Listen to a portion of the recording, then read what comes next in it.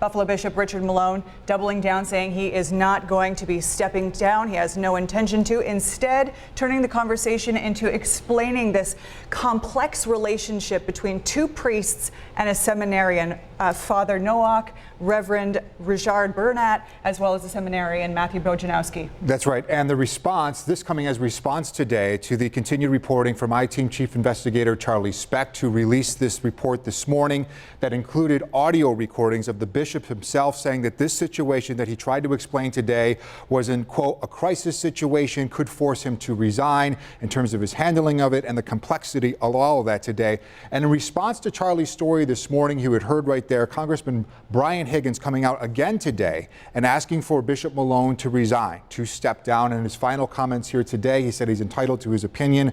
Essentially, the bishop will not step down, does not feel it's time to move on. And in terms of Congressman Higgins said, pointing to separation of church and state, saying again that he was entitled to his opinion. You just watched a press conference there with the bishop. One voice you did not hear was from our I-Team Chief Investigator, Charlie Specht, who has been leading the way on the reporting here. The reason why is because he was not invited in. So we have him outside of the Catholic headquarters. Charlie, what's your reaction to all of this? Yeah, I think that's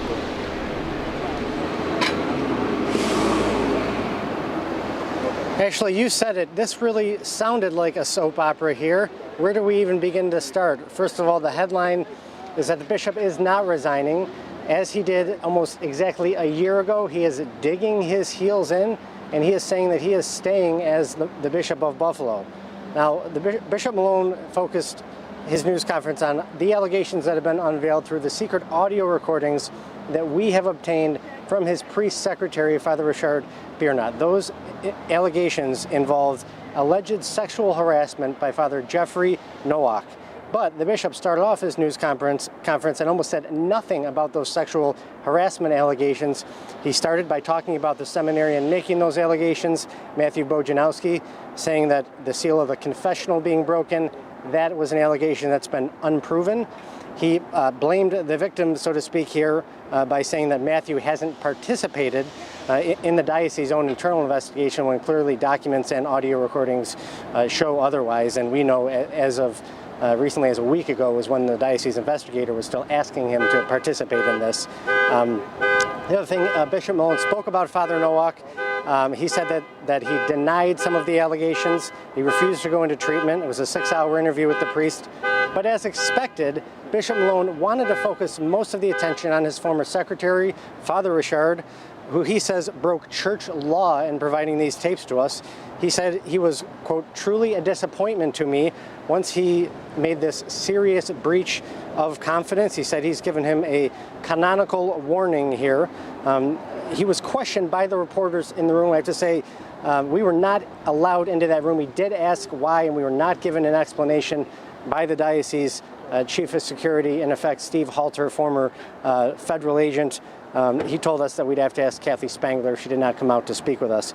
But Eileen Buckley, a senior reporter for 7 Eyewitness News, did ask the bishop, pressed him about this, about why he allowed Father Nowak to remain in ministry. Bishop Malone asked the question point blank whether Father Nowak was dangerous.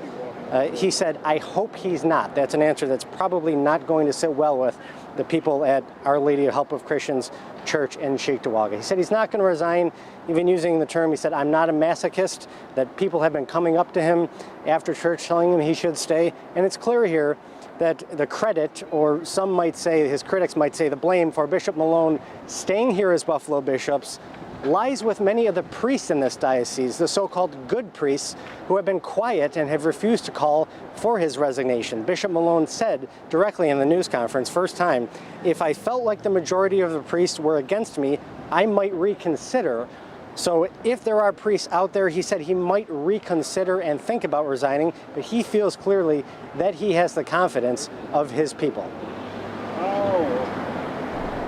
All right, Charlie, thank you very much for your wrap-up there. Once again, Bishop Richard Malone calling a mid-afternoon news conference, giving quite short notice, hand-picking those who are allowed from the media inside of this news conference where, as Charlie said, he doubled down, saying he is not going to be stepping down as bishop, just instead trying to clarify much of the reporting that you will see at WKBW.com. Secret tapes audio recordings of the bishop leaked to 7 Eyewitness News Chief Investigator Charlie Specht by his trusted advisor and his secretary. You can see all of that right now. It's a complex story that has many different layers. So WKBW.com is where you can hear those audio recordings.